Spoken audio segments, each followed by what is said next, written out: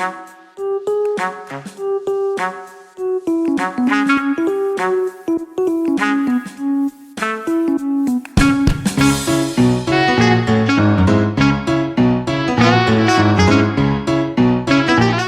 les amis, on est revenu. On est revenu. Ah, on est revenu. On est revenu. La pause est terminée. 1, 2, 3, soleil. Non, pas ça. Ouais, fais gaffe. 1, 2, 3, soleil. Ouais. Ouais. Donc, on va résumer un peu. Donc, on est avec Jean, notre cher ami, qui est venu nous parler de l'énergie, de la privatisation, des choses comme ça. Donc, dernier petit sujet là, enfin, qui à mon avis traîne un peu sur les, qu'on voit beaucoup hein, sur les réseaux sociaux. On voit de tout et de n'importe quoi. Le Linky. Voilà. Donc, question qui fâche. On est obligé de le mettre ce truc? Alors, Linky, je reprends le début. Hein. Linky, c'est une orientation de la directive européenne sur l'énergie où il faut un compteur communicant pour donc tous les pays se mettent. Alors, il y a des choix différents qui ont été faits sur l'organisation des choses. La France a fait le choix de Linky avec courant porteur sur le réseau. Moi, je dis alors. Linky, je suis ni pour ni contre dans le sens où Linky c'est un outil, mais selon comme on l'utilise, on fait le bien des populations ou si on le met au niveau du marché libéral, on va faire ça va être une catastrophe. Voilà, moi je le pose comme ça parce que Linky il a un intérêt aussi, c'est que quand on va vers plus de renouvelables, on va avoir une énergie qui va être beaucoup plus fluctuante, qu'il va falloir réguler avec beaucoup plus de pincettes et beaucoup plus de précision. Et Linky, lui, il a un intérêt, c'est qu'il connaît l'état du réseau. Qui donc on a vraiment une vision à l'instant T du réseau et en même temps on est en train d'inverser les choses. Hein. Alors je dis souvent comme ça. Hier, service public, quand quelqu'un allumait un radiateur, il y a une centrale qui venait produire un peu plus. Aujourd'hui, on part sur une pénurie d'électricité. Donc on inverse les choses. Quand il y aura moins d'électricité, ben, il faudra que quelqu'un baisse son radiateur. Ouais, et donc Linky, ben voilà, ça va servir à ça. Donc moi des fois je discute beaucoup, mais les gens disent Linky j'en veux pas, bon ok, moi tu en veux pas, surtout tu le prends pas, mais Linky on peut pas vouloir du vert, de l'énergie renouvelable, n'importe quelle condition, et ensuite ne pas avoir Linky parce que ça marchera pas. Voilà. Donc ça c'est une des choses. Ensuite, le deuxième aspect, alors le plus dangereux de Linky, c'est que dans le Linky, il y a 11 possibilités de tarifs, c'est-à-dire qu'on va commencer à séquencer la journée comme on a fait la téléphonie à une époque, de telle heure à telle heure, tu es au travail, tu n'as pas besoin d'électricité. Pardon, le JP c'était sur les jours, mais il y avait les horaires bleus. Voilà. Mais là, ça va beaucoup plus se moduler sur la journée complète, tu n'es pas là dans la journée, tu n'as pas besoin de chauffage, on te baisse le chauffage, ou on te fait un tarif, si tu es là dans la journée, tu vas payer plus cher. Donc, voilà, Linky, c'est là le plus gros des dangers, c'est qu'on va savoir arriver à un certain nombre de nouveaux tarifs qui au bout du compte peuvent paraître attractifs, mais qui au bout du compte seront... parce que le JP, quand on parle de le JP, c'était intéressant si on n'avait pas de chauffage électrique, surtout si on avait une cheminée, ça valait le coup. Si tu prenais de chauffage électrique pendant la période de JP, tu te faisais ouvrir en deux. Voilà, donc Linky, ben voilà, c'est un peu ça qui va servir alors, sur un truc encore plus modulable sur la journée, sur les week-ends, sur le mois d'été, d'hiver, etc. Est-ce qu'il y a un vrai danger avéré, parce que ce qui tourne sur les réseaux sociaux, alors c'est pas qu'on veut faire du complotisme ou quoi que ce soit, mais il y a quand même des choses qui sont déroutantes sur les effets du Linky sur l'alentour, sur le... Apparemment, ça serait émetteur d'ondes, il y aurait... Alors, c'est une question, moi j'ai ma réponse de mon opinion à moi, mais techniquement, est-ce qu'on a un recul ou est-ce qu'on a un retour qui dit « Ah, attention, ça peut être quelque chose de dangereux ». Alors, c'est un débat compliqué parce qu'il n'y a pas d'études épidémiologiques précises là-dessus. Ce que je peux dire, moi, en tant qu'électricien, c'est qu'il y a des courants porteurs qui génèrent des ondes magnétiques. Mais les ondes magnétiques, vu la puissance qu'il y aura de trucs, c'est moins fort que le frigo, quoi. Le moteur du frigo, c'est moins fort que le téléphone portable, c'est moins fort que tout ça. Voilà. Donc ça a été... Moi j'ai assisté à des réunions, j'ai vu plein de vidéos là-dessus. Il y a eu beaucoup de choses qui ont été dites autour des ondes magnétiques qui se développeraient. Bon, moi je suis électricien, j'ai tout le temps été dans le milieu des champs magnétiques. Bon, il m'a pas poussé le troisième œil. Voilà, je pense que c'est exagéré. Après, quand je dis ça, j'affirme rien parce qu'il n'y a pas d'études épidémiologiques, je suis pas scientifique et je peux pas dire médicalement ça marche. Mais bon, aujourd'hui, les choses quand même me semblent fortement exagérées sur l'aspect des ondes. Après, sur l'aspect de d'intrusion, de notion où Linky va relever un certain nombre de données la journée qui sont des données qui seront vendables et sur lesquelles, pour s'y opposer, il faut faire la démarche parce que on est sur le cas de l'ACDIN, mais à l'inverse, c'est-à-dire que c'est pas on te demande d'autorisation de prévu, on te demande si tu veux pas qu'on l'utilise, c'est à toi de le dire. Voilà, donc ça, c'est un côté intrusif. Surtout que ça ne changera rien. Enfin, même si on dit c'est pas utilisé, on le sait très bien. Moi, Watch doit savoir de quoi je parle, mais en tant qu'informaticien, on a souvent plusieurs adresses mail et on a des adresses mail des fois spécifiquement faites suivant le service. Et des fois, tu te retrouves avec ton adresse que tu as donnée à Direct Assurance, puis c'est bizarre, et tu leur as demandé de ne pas vendre tes données, mais tu as quand même l'adresse Direct Assurance où tu as de la pub. Ouais, non, ça, la question des données va être effectivement quelque chose d'important à contrôler, qui est intrusif, qui est une atteinte aux libertés. Ça, je pense qu'il faut le dénoncer. Enfin, nous, on le dénonce au niveau de la CGT. Ouais, mais il n'y a pas que ça. En plus, avec le Linky, comme tu disais, ils vont moduler la consommation par le tarif.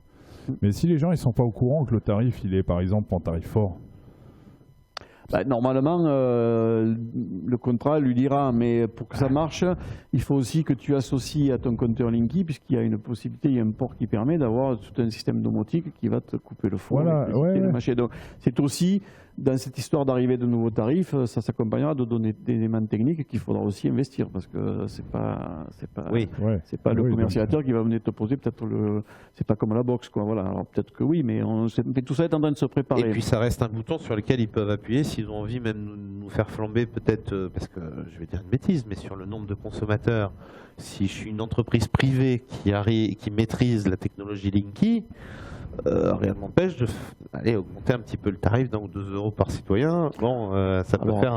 Après, tout est possible. Il se dit aussi que quand on branchera sa voiture électrique, la taxe sur les produits énergétiques qui était avant le pétrole sera aussi payée. Voilà, il y a beaucoup de choses qui circulent là actuellement. Bon, moi, je l'avoue que. Est-ce qu'on peut dire que du coup, c'est une technologie qui part d'un bon sentiment, enfin, dont on va avoir besoin dans le cas de l'énergie renouvelable, mais qui n'est pas encore au point en fait?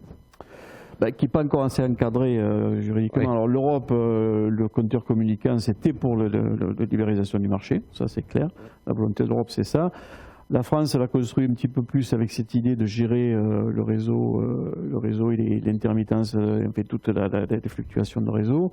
Ça, c'est un côté intéressant, mais après, au bout du compte, à quoi ça va servir, effectivement, c'est compliqué. Alors, après, là où ça a posé problème beaucoup aussi, c'est parce que il y a quand même un forcing pour poser les compteurs. Alors c'est vrai qu'un comptage est quelque chose qui est tenu par le distributeur, qui met un compteur Linky, qui met un compteur bleu, qui met un compteur électronique, c'est à lui de le faire. C'est difficile de s'y opposer, mais après, on est en droit de se questionner sur l'utilisation qui sera faite de toutes ces données. Voilà. Enfin, c'est un débat très compliqué. Oui, Linky, oui, c'est vrai que c'est un sacré paquet de nœuds. Ouais. Parce qu'après, il y a des choses qui noient des fois sur l'histoire du danger des ondes. Il y a beaucoup de gens qui sont à la fois très écolos par rapport à ça, mais qui ne veulent pas Linky, mais qui Linky, si on veut plus d'écologie, il faudra aussi Linky. Quoi. Oui, c'est le fameux paradoxe effectivement qu'on rencontre souvent quand on veut faire de l'environnemental, c'est que quand on explique aux gens, ils disent ah oui, non, mais non. Ah ben si, mais on est obligé parce que si vous voulez obtenir ce but-là, c'est comme ça. Mais comme tu disais tout à l'heure, le Linky s'accompagne en fait de travaux, notamment dans ce qu'on appelle la domotique. Donc là, ça tombe bien parce que moi, je suis certifié dans un truc comme ça. Là. Ça s'appelle KNX. Donc c'est un réseau de domotique, mais par bus en fait. Donc c'est pas du sans fil, c'est un câble qu'on tire. Dedans, il y a 2 fils. Et puis ça nous permet d'envoyer des trames de bits et de donner des ordres aux appareils et d'en recevoir et puis de faire de la commande, etc. C'est super performant. C'est la normalisation internationale, etc. Donc KNX. Le Linky, en fait, moi, ce qui me pose problème, là, cette affaire de régulation de tarifs avec 11 tarifs possibles, le fait que, par exemple, on peut réguler en fonction des utilisations, des trucs comme ça. Quand tu vois l'état des installations électriques chez la plupart des gens, tu te dis, il y a une différence entre ce que l'on voudrait faire et ce que l'on peut faire. Tout à fait. Moi, je vais te donner un exemple. Ça, c'est un ami électricien qui me l'a dit. Il dit si on devait rénover les installations électriques et les mettre dans les normes, notamment les dernières, donc la NFC-15.100, avec tous les électriciens qu'il y a sur la France, ils ont 25 ans de travail. Donc ça pose quand même un petit souci. On a un peu l'impression que l'Europe décide, dit installer un truc, la France dit bon bah on va installer ça, ils nous le mettent entre guillemets, puis après à l'arrivée bah ils nous la mettent. Oui, c'est ça. Gentiment, mais de façon assez efficace. Alors moi j'ai mon avis hein, sur les travaux qu'il y a à faire pour que le Linky soit performant et que du coup ça ait un sens, notamment écologique, c'est-à-dire faire de l'économie d'énergie, donc du coup faire des économies d'infrastructure, donc du coup avoir des économies d'échelle et avoir une énergie peut-être un petit peu plus verte, parce qu'on va dire bah, on va construire tant d'éoliennes, tant de machins, etc. Mais si derrière les gens ils sont pas aidés, tu vois, c'est comme l'isolation, si les gens sont pas du tout aidés, bah en fait il dit ça aura aucun effet. Ça aura aucun effet si ce n'est qu'on aura dépensé des millions d'euros pour installer ça, et puis qu'à l'arrivée on s'apercevra que ça marche pas. Ben, c'est là que je fais le ce que je disais tout à l'heure, hein. Tu auras le choix de payer plus cher l'électricité. Hein. Si tu veux pas faire des investissements, il faudra que tu acceptes de payer plus cher. Ouais. Puisque y compris dans tout le renouvelable, en fait, pour que ça fonctionne, le renouvelable tel qu'il évolue aujourd'hui, 100% renouvelable, ben, il faut qu'il y ait à moitié moins de consommation et que le prix soit de double. Voilà. Après, à chacun de se débrouiller pour que derrière, consommer pareil, moins en investissant. Donc il y a celui qui pourra le faire et celui qui ne pourra pas le faire. Effectivement, sur la question de la domotique, si tu commences à piloter ton installation électrique, ça peut être vachement intéressant. Mais bon, pour le faire, il y a des travaux à faire, quoi. Oui, et puis sans compter tous les détournements que ça peut emmener, les Oui, détournements ouais, et le piratage. La Smart Home, on y arrive, mais bah, clairement, moi je m'y suis intéressé justement, pas dans le but de les pirater, hein, mais dans le but de les comprendre. Donc du coup, je suis allé chez Schneider, hein, c'est Schneider hein, qui m'avait certifié à l'époque. Et en fait, je m'apercevais que le truc c'était super dangereux, quoi. Parce que, ouais, ok, d'accord, c'était un câble, donc du coup, un câble c'est quand même moins piratable, il faut aller chercher le câble pour faire des choses. Mais quoi qu'il arrive, le mec t'explique que bah, c'est pas grave, tu te connectes sur la box en Wi-Fi. Tu vois ce que je veux dire? Donc, et le mec me disait en plus, ouais, mais le Wi-Fi, t'inquiète, il dit maintenant c'est super fiable, clé WA, tu verras, tu seras tranquille. Bon, moi je lui ai montré qu'en 5 minutes, hein, une clé de Wi-Fi ça saute. Et que du coup, les cambrioleurs, entre guillemets, demain seront numériques. Parce qu'ils n'auront aucune difficulté à rentrer dans une maison qui est domotique. Sachant qu'en plus que la domotique sera d'abord installée chez les gens qui ont les moyens, parce que comme tu disais, c'est ceux qui auront les moyens qui vont installer de la domotique et de la domotique, on va dire, de façon performante. Donc du coup, les cambrioleurs, quand ils ont envie de rentrer dans une maison, ils auront une tablette et puis l'outillage qu'il faut, entre guillemets, pour faire sauter le réseau, quoi. Et ils auront même Linky qui leur expliquera quand il n'y a personne. Totalement. Donc, tout cet aspect-là, pour moi, du Linky, je pense qu'en fait, c'est la charrue avant les bœufs, tu vois. Sauf que les bœufs, c'est nous, hein. Le problème de tout ça, c'est que ça va encore coûter du pognon et pas qu'un peu. Oui, c'est vrai d'ailleurs, pourquoi ils ont pas, pourquoi le faire dans cet ordre-là spécialement?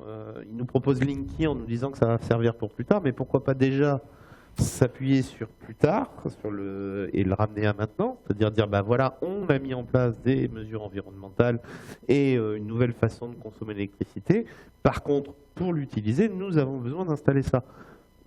C'est bien qu'il y a une volonté, en tout cas au travers le compteur Linky, qui n'est pas tout à fait la priorité, n'est pas forcément l'environnement. Leur priorité est quand même une source de contrôle et une source de capitalisation aussi, quoi. Complètement. Après, bon, 2035, plus que 50% de part du nucléaire en France. Ça veut dire qu'il y a 25% d'énergie renouvelable, qui était en nucléaire, qui va être en renouvelable. C'est énorme. Oui. Et on n'y arrivera pas. C'est ce que j'allais te demander. Je ne pense pas qu'on arrive à ça. Je pense que le choix qui a été fait de mettre Linky, qui est l'élément de régulation de tout ça, il vaut mieux le mettre avant, parce que de toute façon, ce qui se dessine, c'est le délestage plutôt que la gestion. Voilà. Donc, je pense que c'est pour ça. Après, derrière, il y a en plus, c'est un outil du marché pour faire de la domotique, un outil du marché pour faire des nouveaux tarifs, etc. Voilà, et pour la gestion du renouvelable. Donc, voilà, c'est un outil. Il faut d'abord mettre l'outil, ensuite derrière on va y coller. Ouais. Et on n'a pas fini d'avoir le bout, quoi, parce que on va découvrir des choses, je pense. Ouais, mais on a quelques idées aujourd'hui et on dit attention, mais je pense que ça va aller encore beaucoup plus loin. On a vu l'informatique, Internet aujourd'hui. Internet, c'était un truc pour faire des mails. Maintenant, on fait par Internet, on fait stopper de la banque, on fait plein de choses. On achète en ligne, on fait voilà, et ça a changé. Et on fait même des vidéos en direct, tu vois. Donc, on fait même des vidéos en direct. Tout à fait. C'est c'est pas mal. Ouais, non, mais en plus, enfin moi, c'est mon avis. Hein. Ça ne regarde que moi. Je suis pas journaliste, je suis juste technicien et j'aime bien ramener ma grande gueule. Pour moi, le Linky, c'est le Minitel du nouveau siècle. Tu sais pourquoi? Parce qu'en fait, c'est des gros investissements, hein, parce que je crois que c'est pas donné cet appareil. Hein. 3,5 milliards, oui. Voilà, c'est des gros investissements. Puis à l'arrivée, on va s'apercevoir qu'en fait, ça fonctionnera pas, ou peu, ou mal. Et on va se dire, ah bah finalement, on va essayer de trouver quelque chose de plus simple. Tu vois ce que je veux dire? Et c'est souvent comme ça en France, en fait. On dépense du pognon, et puis après, on s'aperçoit que finalement, ça marche mieux. D'ailleurs, on peut aller plus loin, parce que on va demander aux gens de faire des économies. D'accord? Mais quand on voit tout le pognon qui est parti un peu en fumée ces derniers temps, et je fais pas de jeu de mots en disant parti en fumée, mais on peut parler par exemple d'Areva. Areva, en termes de pognon, ça a coûté combien cette affaire? Ça a coûté une fortune. Je crois qu'on n'est pas près d'avoir fini de payer, quoi. Et si tu veux, c'est bien gentil de demander aux gens de faire des économies. Mais si à côté de ça, tu dépenses du pognon au point que... En plus, Areva, soyons clairs, Areva, bon, bah, ça a été mal géré, ça a été mal décidé, ça a flambé du pognon. Il y a la limite de la... Enfin, il y a des endroits, c'est limite de la corruption, parce que je crois qu'Areva est poursuivi dans certains pays. Et on a un mec comme Édouard Philippe, qui aujourd'hui est Premier ministre, et qui était quand même membre, je crois, du conseil d'administration, un truc comme ça, ou du conseil de surveillance. Donc, tu vois ce que je veux dire? Ça sent le panier de crabe et le panier d'enculé, soyons clairs, quoi. Ah, ça y est, j'ai casé enculé, je suis content. Oui. Voilà. Ouais, super, tu vois. Donc, Areva, moi je pense qu'il faut avoir un peu de figure dans la vie. Quand tu perds du pognon, t'évites de demander aux autres de te renflouer, quoi, si tu vois ce que je veux dire. Et je pense que en plus, ces gens-là, ils sont pas réellement sanctionnés. Et tu vas te retrouver avec des gens qui n'ont pas trop les moyens, qui vont se retrouver avec 10 euros ou 20 euros de plus à payer par mois. Moi, je trouve que c'est pas honnête, soyons clairs, de leur dire ça, alors qu'à côté de ça, Areva, c'est pour moi digne du Crédit Lyonnais, tu vois. Alors pour les plus jeunes, le Crédit Lyonnais, c'était une banque, enfin ouais, soyons clairs, avec des enculés dedans. Voilà. Bernard Tapie n'est pas forcément un enculé. Non, c'est un enculeur, c'est pas pareil. Voilà. Mais voilà, pour moi, c'est le futur Crédit Lyonnais, quoi. C'est-à-dire qu'un jour, on va nous annoncer la facture. On va dire, bon, les gars, ça coûte 100 milliards. Vous allez payer pendant 30 ans. Vous vous taisez, hein, surtout. Hein. Vous parlez pas. Voilà, travaille, consomme et ferme ta gueule. Et voilà, quoi. Et d'un autre côté, tu vas demander à des gens qui gagnent 1000 euros par mois, et encore, là, je suis gentil, hein, de faire des économies d'énergie, c'est-à-dire de moins chauffer, de moins s'éclairer. Bon, ils n'ont pas besoin de smartphone parce qu'ils sont pauvres. Ils n'ont pas besoin d'ordinateur parce qu'ils sont pauvres. Pas besoin d'internet parce qu'ils sont pauvres. On peut leur enlever le frigo, de toute façon il est vide. Voilà. Tu leur enlèves aussi la cuisinière électrique, ça sert à rien, parce que de toute façon ils ont un frigo vide. Donc d'ailleurs ils n'ont même plus de frigo puisqu'on leur a enlevé juste avant. Oui. Voilà. Et à l'arrivée, on a l'impression que c'est toujours le même qui va trinquer, quoi. Voilà. Ben ça, je pense que tu as résumé la situation telle qu'elle est aujourd'hui, effectivement, parce que bon, alors juste un point sur Internet, il faudra que tout le monde l'ait, hein, d'abord pour être tracé, ensuite pour payer ses impôts, parce que ils sont obligatoires, et pour avoir la télé, voilà, et la bonne. Tu as vu que techniquement, ils arrivent à être très consultatifs, très démocratiques, tout le monde peut passer par Internet pour payer ses impôts. Par contre, pour demander l'opinion des gens, c'est plus compliqué. C'est un peu plus compliqué, exactement. C'est marrant. Hein. Si, ou alors il faut que tu envoies un SMS au 13-14, facturer l'envoi de 2 SMS, et puis surtout travaille, consomme et ferme ta gueule. Voilà. Mais pour Areva, on en revient à ce qu'on s'est dit jusqu'à maintenant. Areva, à l'origine, EDF avait lancé le programme nucléaire. Il fallait des entreprises qui construisent, donc Framatome à l'époque, après Areva, tout ça, mais on a voulu placer, décision du gouvernement, ces entreprises dans le monde du marché, le monde du capitaliste. Ben après, ils ont joué en bourse, ils ont perdu, hein, parce que Areva, c'est ça. Et alors, au bout du compte, effectivement, comme Areva est un élément essentiel du nucléaire, pour ne pas le perdre, ben EDF a eu l'obligation de racheter la part du nucléaire d'Areva, donc on a payé tous avec les factures. Voilà, donc, et on est dans. Alors, c'est pour ça que quand on dit service public, c'est pas simplement pour faire un service public, fonctionnaire, statut ou quoi que ce soit, c'est parce qu'aujourd'hui, d'intérêt général, si on ne le traite pas dans le cadre d'un service public, ben, le marché ne fonctionne pas dans le cadre d'intérêt général, il se casse la gueule, il part en vrille, et ça coûte un fric fou. Et ça crée une injustice, parce que effectivement, je rejoins Watch là-dessus, c'est que, je veux dire, c'est eux qui ont joué. Oui. Et derrière, bon, ils se sont lourdés, mais au lieu de dire, bon, attendez, on s'est lourdé, on va faire ce qu'il faut, bon, c'est lourdé, on va faire ce qu'il faut, on va vous envoyer la facture. Oui. Mais nous, on n'a rien décidé. C'est ça. C'est un peu ce qui risque de se passer avec ADP ou avec d'autres trucs, ou si c'est un échec complet avec un fiasco financier à la clé, on va venir nous dire, ah bah écoutez, maintenant il faut payer la Française des Jeux, l'ADP, tout ça, quoi. Ouais. C'est avec ça qu'il faut être en rupture maintenant aujourd'hui, parce que on atteint des summums dans cette manipulation. On est là en train d'en parler à peine tous les trois, il y en a plein qui en parlent, donc c'est même plus un secret. Je veux dire, ou un secret de polichinelle éventuellement, mais tout le monde est au courant que c'est comme ça. On dirait qu'il n'y a que ceux qui sont en haut qui ne sont pas au courant qu'on est au courant, en fait. Ouais, ils font semblant de ne pas entendre.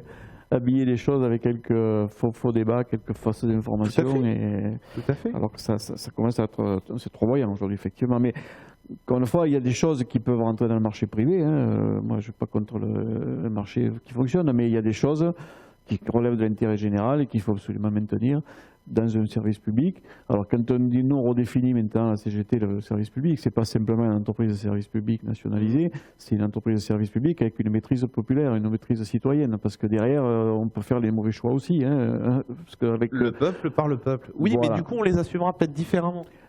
Parce qu'on dira, on a fait un référendum, on a choisi, on s'est lourdé, ok, on paye la facture, d'accord. Mais voilà, le jeu n'est plus le même. C'est ça, c'est ça.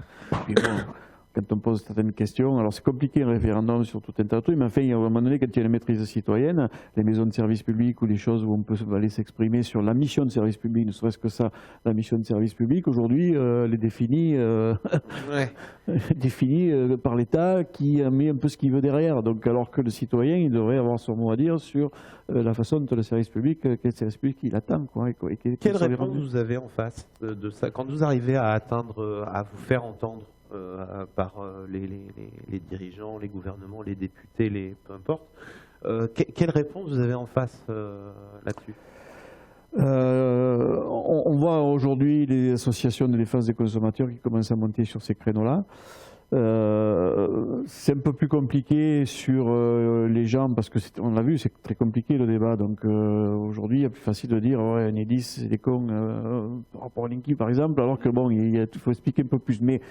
Mais ça commence quand même à monter sur l'idée de mission de service public. Il y a aujourd'hui, sur Aubagne, on voit la question de la gratuité, par exemple, qui se pose, gratuité des transports. Gratuité des transports, c'est une mission de service public qui a été issue d'un débat. Maintenant, comment on va poser la question avec la nouvelle métropole, gratuité ou pas? Est-ce qu'on va poser la question à ceux qui l'ont, qui aujourd'hui disent c'est une bonne chose? Et voilà. Et pour l'électricité, pour le service public d'électricité, moi je dis c'est pareil. À un moment donné, le service public, c'est quoi? C'est d'avoir une maîtrise des prix, un accès qui soit garanti à ce produit de première nécessité, et puis des aides sociales quand on a besoin, sur la précarité, sur tout ça. Aujourd'hui, c'est pas l'orientation qui est prise. Mais si on définit un certain nombre de choses comme ça, et je pense que tout le monde est d'accord pour dire il faut définir le prix de l'électricité. On peut après avoir le débat, comment on la produit, etc. Mais l'électricité, si on fixe d'abord le prix, une notion de prix accessible à tous et l'accès, après il y aura des choix qui seront faits obligatoirement derrière pour comment on produit, comment on distribue, et les modèles d'entreprise, ils ne peuvent pas être de toute façon dans le marché. Voilà, ça, je pense que c'est... Oui, tout part de là, quoi. Oui, on est en plein... cette théorie dérive, donc, nous on l'a vu, moi je suis en 1975 en plein service public, 85-86 on a commencé à bouger, depuis je vois la dégradation. Les services publics, il n'est pas rendu. La question de la sécurité, moi j'ai connu des moments où on avait des services techniques de proximité et on dépannait en 1 heure, on avait fait le tour. Aujourd'hui, le gars il vient de Marseille pour dépanner à La Ciotat, voilà, on est sur des choses comme ça. Quand tu as réussi à dire que tu es en panne. Quand tu as réussi à dire que tu es en panne, effectivement. Moi j'ai des souvenirs de coupures où tu vas sur le truc, tu dis je suis en panne, veuillez aller là, d'accord. Si vous ne voyez pas de problème concernant votre ligne, allez là, d'accord. Puis en fait, à la fin, tu te dis, heureusement qu'il me restait de la batterie dans le téléphone, parce que j'avais plus d'électricité pour joindre quelqu'un. Non, mais voilà, tout ça, vous inquiétez pas, tout ça après sera réglé avec le Linky. Linky, voilà, Ah ouais, il y aura un ouais. combiné sur Linky, tu appelleras directement sur place. Tu te mettras devant et tu parleras. Après, la question de l'accès, l'accès, c'est le raccordement à l'électricité, ça devient extrêmement compliqué maintenant. On n'a pas avancé là-dessus, on a reculé, mais alors de façon importante. Ah bon? Ah oui, oui. Avant, on était capable dans 15 jours de faire un raccordement. Maintenant, c'est 6 mois dans le meilleur des cas, quoi. Pourquoi? Alors, ça, c'est quelque chose parce qu'il que faut expliquer. pour faire des économies d'échelle, Enedis, ça fait RDF, Enedis, ça fait des services qui se sont centralisés avec des procédures informatiques, avec tout un tas de trucs. Et bon, il y a quelques tuyaux qui des fois sont bouchés, et puis ça peut durer extrêmement longtemps. Et puis avant, il y avait une agence EDF dans toutes les grandes villes à peu près. Hein. Aujourd'hui, il n'y en a plus, plus du tout. C'est fini, il n'y a plus que du téléphone ou Internet. Et ça, ça pose des problèmes d'accès. C'est un peu ce que disait le syndiqué corse. Tout à fait. Qui disait effectivement, nous on avait l'accueil, etc. Maintenant il n'y a plus rien. Ça aussi, Alors, encore s'ils l'ont gardé, mais sur le continent, il n'y a plus aucun accueil EDF. Ça aussi, je le rejoins effectivement là-dessus. Physique. Je pense qu'en tant que service public, il doit y avoir un accueil public, enfin un accueil humain. Ouais. Voilà. Contrairement, justement, je peux comprendre qu'une société privée automatise un certain nombre de choses, bien que des fois ils le font d'une manière où c'est un petit peu tiré par les cheveux. Mais c'est vrai que d'avoir un interlocuteur pour un service public, ça me semble quand même primordial. Complètement. D'autant, alors, à une époque, il y a eu un gros débat sur le compteur, avant le compteur Linky, c'est le compteur à pièces. Je ne sais pas si vous vous souvenez, mais en Angleterre, ils avaient mis un compteur à pièces, c'est-à-dire que tu mettais des pièces, tu avais 1 heure d'électricité, et quand il n'y avait plus de pièces, tu n'avais plus d'électricité. Ah bon? Ça existait ça? Ça existait, en Angleterre, ça existe. Ça. Ah ouais, je savais pas. Et il y avait la volonté de mettre ça en place sur justement les gens en difficulté, quoi. Donc on a mené une bataille à l'époque très forte là-dessus. On était un peu plus costaud, la CGT Énergie, et avec d'autres syndicats d'ailleurs aussi.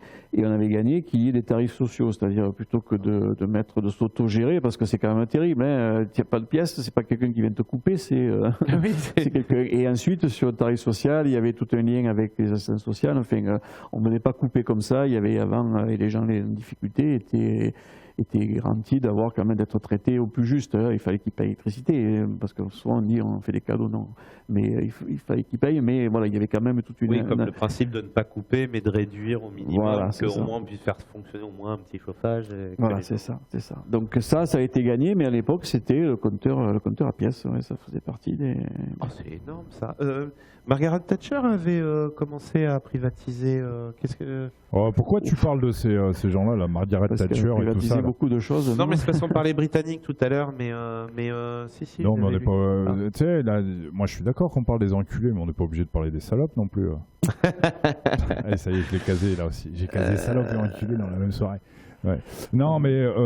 Commencer à privatiser l'électricité en gardant le nucléaire sous contrôle public.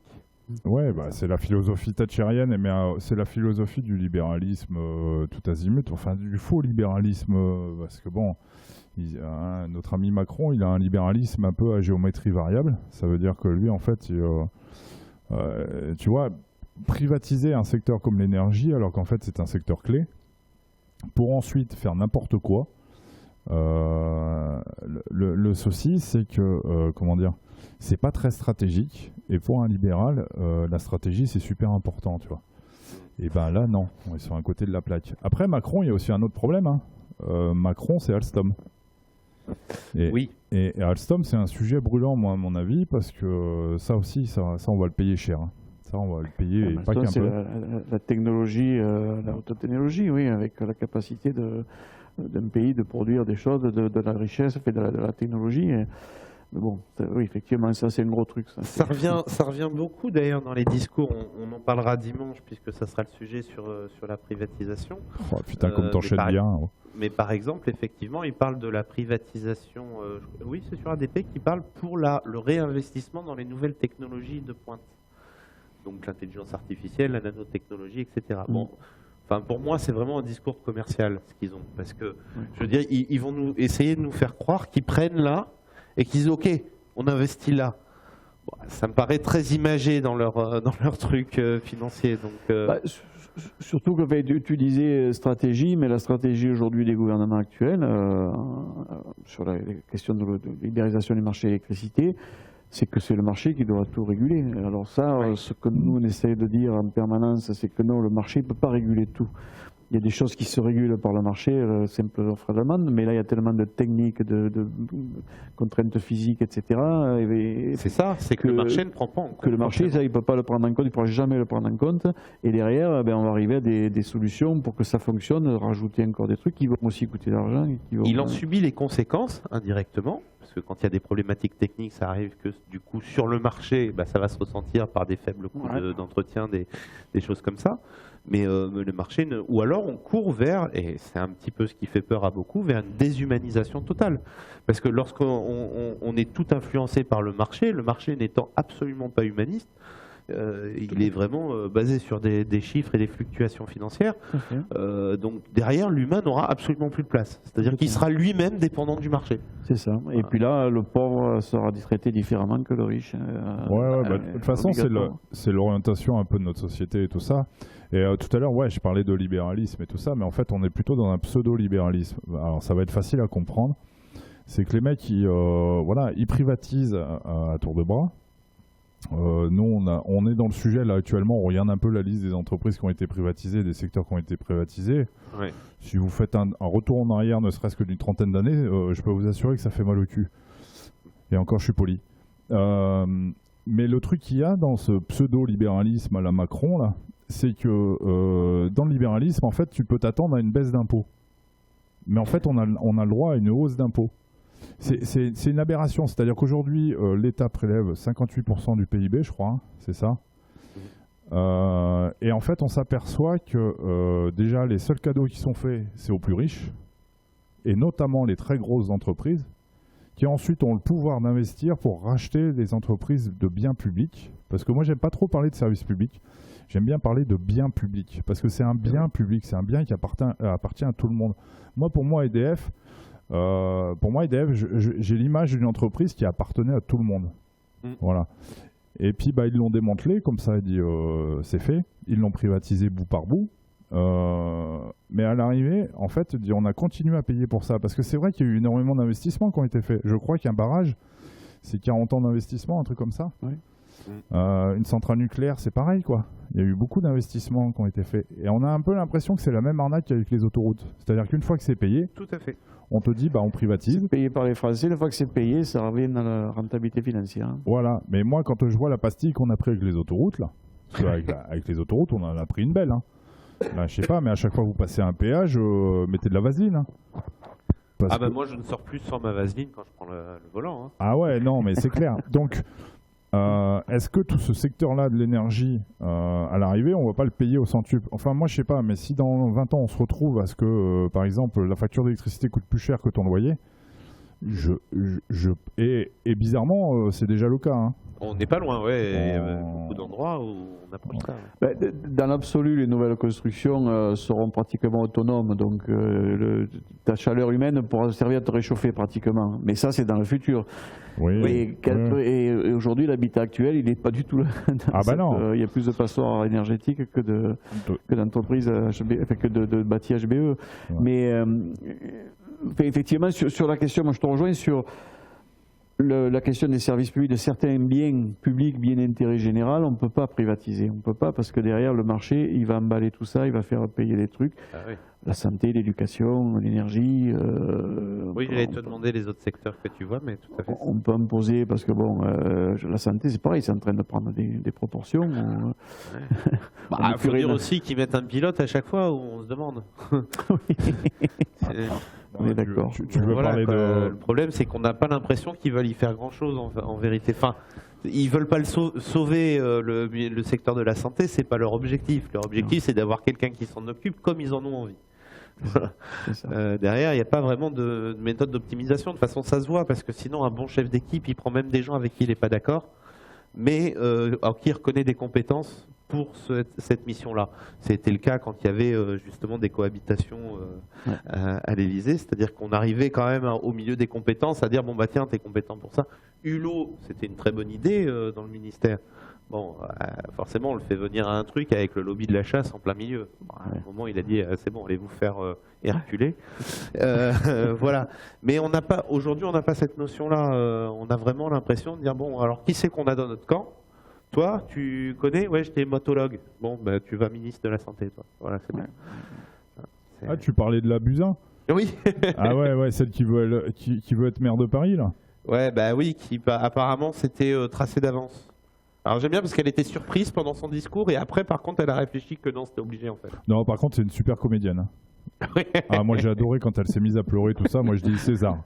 Mais elle était César. peut-être sincère, elle était peut-être contente et triste. Bah, ou alors, bah non, parce que bon, non, mais ça sentait la comédie à plein nez, quoi. Tu vois, c'était bientôt le pleur programmé. Mais enfin, bref, on va pas parler de cette connasse, cette ancienne ministre. Mais non, pour revenir à l'énergie et tout ça, moi, je pense qu'il y a quand même de l'avenir dans l'énergie, tu vois. À partir du moment où on en garde la maîtrise. C'est un truc qui est super important, en fait, l'énergie, parce que si on regarde bien, on devient un pays faible à partir du moment où on n'a pas la maîtrise de l'énergie. Ah, ça c'est sûr. Et on devient une proie facile. Alors, je vais vous parler de proie facile en économie, c'est quoi? C'est que demain, quand je vous parlais d'Alstom, enfin pour moi, c'est une grosse arnaque américaine. D'accord? On ne va pas rentrer dans le creux du dossier, ça sert à rien. Mais là, les politiques, ils nous ont pas protégés. Là, à ce moment-là, ils nous ont foutus dans une merde noire, en fait. Parce qu'aujourd'hui, on est dépendant des Américains. Et si les Américains ils claquent des doigts et disent bah je vous fournis pas la pièce dont vous avez besoin, et il faut pas croire, ça se fait déjà ça. Voilà, parce que dans le secteur militaire, les Américains ils font un peu ce qu'ils veulent. C'est-à-dire que c'est eux qui nous vendent des fois des moteurs d'avion, des machins ou des pièces et tout ça. Et c'est le cas avec les drones par exemple. Beaucoup de gens ne le savent pas, mais les drones qu'on utilise dans l'armée française, c'est les drones américains. Lors des opérations au Sahel, il y a un paquet de drones, voilà, ils sont tombés un peu en panne. L'État américain avait décidé de ne pas nous envoyer les pièces. Les drones sont restés au sol pendant 12 mois. Voilà. Et c'est ce qui se passera avec Alstom, faut pas se mentir. Enfin, avec General Electric et tout ça. C'est qu'ils n'hésiteront pas à nous dire, bah écoutez, si vous n'êtes pas d'accord, on vous coupe le truc, et là, il dit, vous n'avez plus de pièces. Notre indépendance, elle commence par l'énergie. Si on est dépendant d'autres pays, et c'est pour ça que c'est un bien public en fait l'EDF. Enfin moi à mon sens je le perçois comme ça, c'est pas que le service. C'est un bien public, c'est un morceau de caillou qui appartient à tout le monde en fait. Et on doit super se mobiliser par rapport à ça. Oui, et puis qu'il ne faut pas laisser aux mains, je te rejoins aussi là-dessus, c'est vrai que laisser cette ambition-là à des personnes qui auront peut-être largement moins de scrupules, voire des arrangements internationaux totalement différents que nos inspirations, c'est juste une grosse erreur stratégique quand on milite dans le sens d'un pays. Bon, on s'est bien rendu compte que c'était pas la motivation de départ. Non, mais bon, c'est l'exemple type, et c'est vrai que l'agent, tu nous es témoin tu nous apportes témoignage, et c'est super important, je voudrais te remercier déjà pour tout ça. Alors, je voudrais t'annoncer quand même qu'il est 23h10, je sais que tu as voilà, je sais que tu as une vie et que tu as une famille, donc dis-nous, c'est pas grave, hein, dis, on va pouvoir continuer un peu à discuter avec Jimmy. Moi, je voudrais franchement te remercier parce que tu es venu passer un peu de temps, tu es venu nous parler de sujets qui te tiennent à cœur, et on voit que tu les domines bien. Et moi, ce que je te propose, c'est, tu vois, on va se la jouer Thinkerview, tiens. Voilà. Qu'est-ce que tu pourrais laisser comme message pour l'avenir, pour nous prévenir des dangers dans le secteur de l'énergie et notamment autour des privatisations? Quel avertissement tu pourrais laisser aux gens? Et nous, on essaiera de le répandre un peu, tu vois, de faire un petit truc par rapport à ça, pour prévenir les gens, quoi, pour leur dire au moins faites gaffe à ça. Allez, c'est à toi. Ben, rapidement, l'électricité, on le dit souvent, c'est pas une marchandise comme les autres, elle ne se stocke pas, voilà, donc il y a besoin de faire des choses. Et dire que le marché va réguler l'électricité en Europe, dans le monde, etc., c'est une aberration, c'est une escroquerie parce que ça ne pourra pas fonctionner, techniquement ça ne pourra pas fonctionner. Et c'est un bien commun important. Qui est un bien de première nécessité et qui est important dans la vie, parce qu'aujourd'hui, sans énergie, sans eau, on fait souvent la comparaison entre l'eau et l'énergie, on ne peut plus fonctionner, on ne peut plus rien faire, alors l'économie, l'industrie, mais aussi le particulier, parce que l'électricité, enfin, et le gaz aussi, mais est devenu quand même un élément essentiel. Donc on ne peut pas, ce message que nous essaie de porter la CGT, c'est ça, on ne peut pas laisser l'énergie dans les seules mains du marché, il faut qu'il y ait une régulation publique, une régulation citoyenne, Et le service public, le modèle du service public n'était pas si con que ça il y a encore 10 ans, 20 ans en arrière. Voilà, donc l'idée c'est reconquérir ensemble la question des services publics en général, hein, parce que l'énergie, mais je le redis, la santé, l'eau, l'éducation, la télécommunication, il y a quand même des choses qui sont aujourd'hui encore importantes. Si on laisse partir ça dans la main du marché, ben c'est Coluche qui disait donner le Sahara au privé, il n'y aura plus de sable à vendre bientôt. Quoi.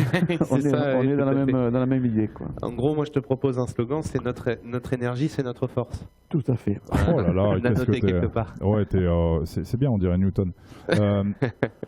Ouais, donc merci à toi Jean d'être venu. Déjà c'est bien, on a fait quand même un live de 4h30 avec la diffusion du film, donc c'est pas mal, on a discuté pendant 3 heures, tu nous as... Merci à vous de nous avoir reçus, parce que c'est aussi un truc, on n'a pas souvent l'occasion de pouvoir débattre aussi profondément de ces questions-là.